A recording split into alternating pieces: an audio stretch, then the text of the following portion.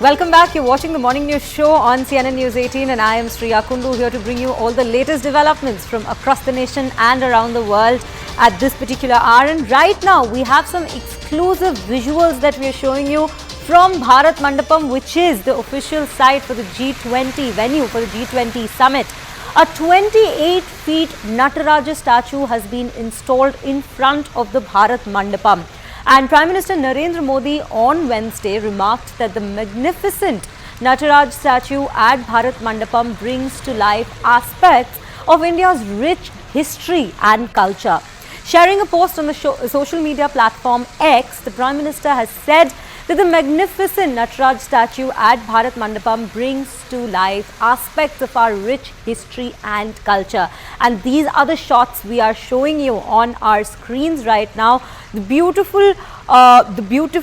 beautification that has been done of the venue, and the latest addition to that is this particular Nataraja statue that you can see on your screens. And the Prime Minister has now also posted on social media about it, and it is definitely a symbol for our rich heritage and culture, which is one of the main themes, one attempt of the Prime Minister to bring our culture to life when it comes to this G20 summit. And right now we have Pallavi joining us on the broadcast. Pallavi, a very good morning to you. And we can see this particular statue that has been installed at the venue. And as the Prime Minister has said that it symbolizes the rich heritage and culture of India. How are we looking at this, given that there is a constant attempt to bring out India's culture at this particular summit? So it's around 18 tons, 27 feet, and it's a huge statue. And many of us who actually got access to Mandapam, is the first prominent thing you see just outside the Mandapam. So, you enter the Mandapam area, and, as those pictures we are showing out, you can see the Nataraja statue, which denotes not just culture, heritage, it symbolizes energy. It symbolizes holiness, and Nataraja is one of the most known, I would say, kind of identifications as far as India is concerned. And the Prime Minister does make a reference to that. Not just Nataraja, when you enter the Mandapam, there are different masterpieces, arts and artifacts which symbolizes India inside it.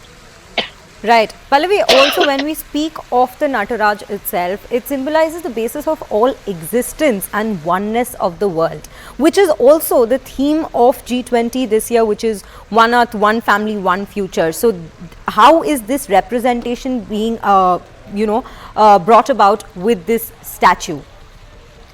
Well, Nataraja is something which denotes where the whole creation or the being comes in from.